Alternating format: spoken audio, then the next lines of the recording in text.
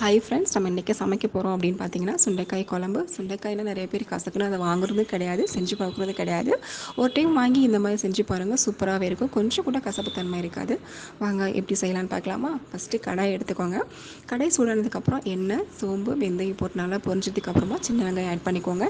சின்ன வெங்காயம் போட்டால் தான் அந்த குழம்பு நல்லாவே டேஸ்ட்டாக இருக்கும். ஸோ சின்ன வெங்காயம், தக்காளி, 2 வரமிளகா, கருவேப்பிலாம் போட்டு நல்லா வதங்கினதுக்கப்புறமா சுண்டைக்காய் நம்ம க்ளீன் பண்ணி வச்சுருக்க சுண்டைக்காய் இதுக்குள்ளே ஆட் பண்ணிக்கோங்க. சுண்டைக்காய் ஒரு 2 நிமிஷம் நல்லா வதங்கினதுக்கப்புறமா கொஞ்சம் மஞ்சள்தூள், குழம்பு மசாலாத்தூள் 2 ஸ்பூன் போட்டுக்கோங்க. குழம்பு மசாலாத்தூள் நாங்கள் ஒன்றா ஆட் பண்ணியிருக்கோம். ஸோ நீங்கள் தனித்தனியாக வச்சுருக்கீங்க அப்படின்னா 2 ஸ்பூன் தனியாத்தூள், 1 ஸ்பூன் மிளகாய்த்தூள் போட்டுக்கோங்க.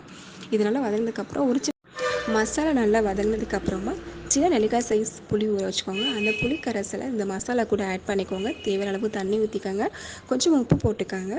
உப்பு போட்டு மூடி வச்சுடுங்க. 5 மினிட்ஸ்க்கு அப்புறம் ஓப்பன் பண்ணி பார்த்தீங்கன்னா எண்ணெய் பிரிஞ்சு கமகமான நம்மளுக்கு சுண்டைக்காய் குழம்பு ரெடி ஆகிடும். அடுப்பு ஆஃப் பண்ணதுக்கப்புறமா சூடான சாதத்தில் இந்த சுண்டைக்காய் குழம்பு சாப்பிட்டிங்கன்னா சூப்பராக இருக்கும், செம்ம டேஸ்ட்டாக இருக்கும். ட்ரை பண்ணி பாருங்கள். கொஞ்சம் கூட கசப்பு தன்மையே இருக்காது. ட்ரை பண்ணி பார்த்துட்டு கமெண்ட் பண்ணுங்கள். ஓகே, நாளைக்கு இன்னொரு வீடியோவில் சந்திப்போம். பாய்.